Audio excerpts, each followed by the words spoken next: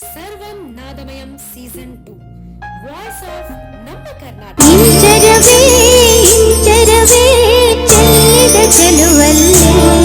ಒಲವಿನ ಉಡುಗೊರೆ ಕೊಡಲಿ ರಘುತರಿ ಬರೆದೆನು ಇದ ನಾನು ಹೃದಯವೇ ನಮ್ಮ ಮುಂದಿನ ಗಾಯಕರನ್ನ ವೇದಿಕೆ ಮೇಲೆ ಬರಮಾಡಿಕೊಳ್ಳೋಣ.